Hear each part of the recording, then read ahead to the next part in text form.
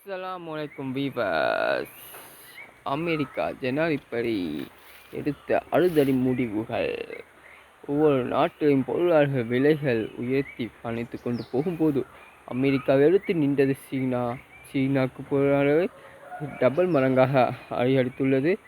அது மாதிரி சீனாவும் அமெரிக்காவுக்கு ஏற்றுமதி செய்யும் பொருட்கள் மேலும் தடைகள் போடப்பட்டுள்ளது. விலைகள் உயர்த்தி கொண்டு போகும் இது பட்சத்தில் அமெரிக்கா இஸ்ரேலுக்கு ஆயுதங்களை கொடுத்து அதில் பொருளாதார வீழ்ச்சியை அதே குறைச்சல் இல்லாமல் உலக நாடுகளுக்கு மேல் அது வரிகளை விரித்து அதுகளின் நஷ்டத்தை ஈடுகட்டக்கூடிய ஏற்பாடுகளை செய்து கொண்டிருக்கிறது. இது மாதிரி இலங்கை அமைப்பொன்று அமைக்கப்பட்டு ரொனால்டோ கீழ் பேச்சுவார்த்தைகள் நடைபெற்று கொண்டிருக்கிறது. விலை பற்றி இன்னொரு பக்கம் போகிற நேற்றுக்கு ஈரானும் அமெரிக்காவும் சின்ன முதலாம் பேச்சுவார்த்தைகளை இன்னமும் முடிவு கொண்டு படவில்லை. ஆயுதங்களை ஈரான்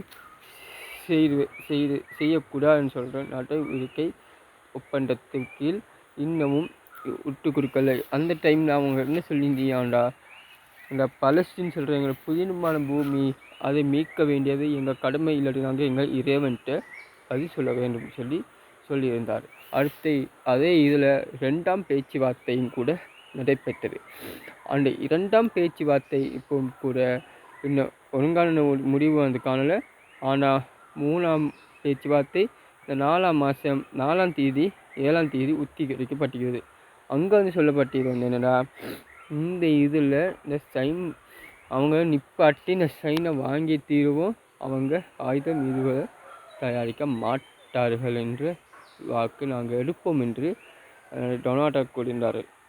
இப்போ ஈரான் ஆயுதங்கள் தயாரிக்கிறனால் டொனால்டோக்கு என்ன பிரச்சனை என்று நாங்கள் பார்க்கும்போது, இப்போ